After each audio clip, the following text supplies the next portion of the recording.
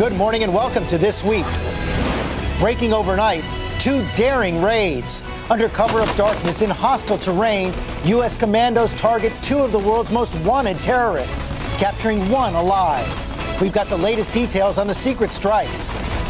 Plus, this isn't some damn game. 6 days in, one man stands at the center of the showdown. John Boehner cannot take yes for an answer. John Boehner won't even let the bill get a yes or no vote. This morning, the speaker responds. His first and only interview since the government shutdown. Is he ready to change course, put his speakership at risk, or hold firm and put America at risk of default? House Speaker John Boehner live. It's an ABC News exclusive. Plus, instant analysis and answers from our Powerhouse Roundtable. It's all right here this Sunday morning. From ABC News, This Week with George Stephanopoulos starts now. It is day 6 of the government shutdown, and House Speaker John Boehner is here live for his first interview. But we begin with that dramatic day in the war on terror. 2 raids, 2 targets, 1 for the bombings of the U.S. embassies and 1 for that deadly attack on the mall in Kenya. So many details still coming in, and U.S. officials, led by Secretary of State John Kerry, are claiming mission success. The United States of America will never stop in its effort to hold those accountable who conduct acts of terror, and those members of Al-Qaeda and other terrorist organizations literally can run, but they can't hide. ABC's Chief Global Affairs Correspondent Martha Raddatz has been tracking all the developments. And Martha, officials claiming success, but the target of that raid in Somalia, they can't confirm what happened to him. They cannot confirm the target was dead. We don't know who the target was, but this was SEAL Team 6 going in on a raid in Somalia, south of Mogadishu. They came in from the Indian Ocean. They approached this seaside home of this target, an al-Shabaab target, opened fire, but they met much, much more resistance than they thought they would, so they had to withdraw. The SEALs withdrew. They didn't know who was in there at the time. They can't confirm it yet. They'll start talking to human intelligence. And the hope was they were going to capture this target, but they clearly didn't do that. But meanwhile, in Libya, a clean capture. A clean capture and an incredible raid right in downtown Tripoli.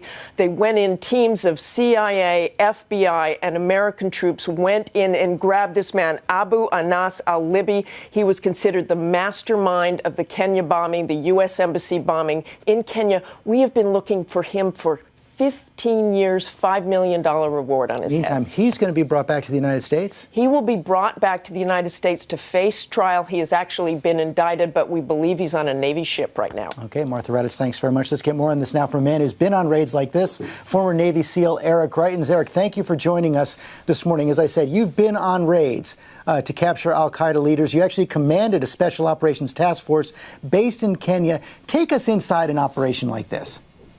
So inside an operation like this, George, there are a couple of elements that you have to bring together. The first is really you have to get actionable intelligence. So when you're following a target like al-Libi, when you're looking at al-Shabaab, you've actually had intelligence analysts who've been watching them for years. As your intelligence picture develops, you'll begin to develop scenarios and contingency plans for actually executing an assault.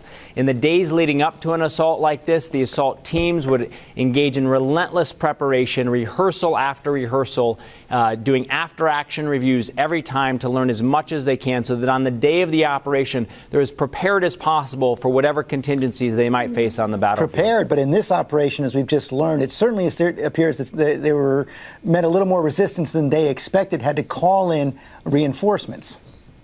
Yeah, absolutely. One of the things that you know is that your intelligence picture, no matter how good it is, it's never going to be perfect. And in this case, it sounds like they met more resistance than they expected. It's a very complex, difficult situation fighting on the ground. And one of the reasons why you use a SEAL team in a situation like this is not just because of their tactical proficiency, but you're also looking to have an on-the-ground commander who can exercise their judgment about the best course of action. And in this case, in the al-Shabaab raid, they decided to pull back and re-engage another day. And I would imagine that at some level, they have to be colored by the experience 20 years ago on Black Hawk Down when so many Americans lost their lives in that raid. That's exactly right, George. 20 years ago, we had that raid in Mogadishu. And one of the things that goes into every raid, every planning, is you assess the risk. You're both assessing the risk that you're going to face on the battlefield, and the commander also wants to be clear about what risks they want to take. In this case, they wanted to make sure that there were not a lot of civilian casualties. They wanted to make sure that there was not collateral damage. They might not have been sure about the exact intelligence picture. And so in a situation like this, again, very complex, dynamic situation, you want that commander on the ground to make an assessment at the moment. 2 raids on the same day. U.S. officials call it a coincidence. You buy that?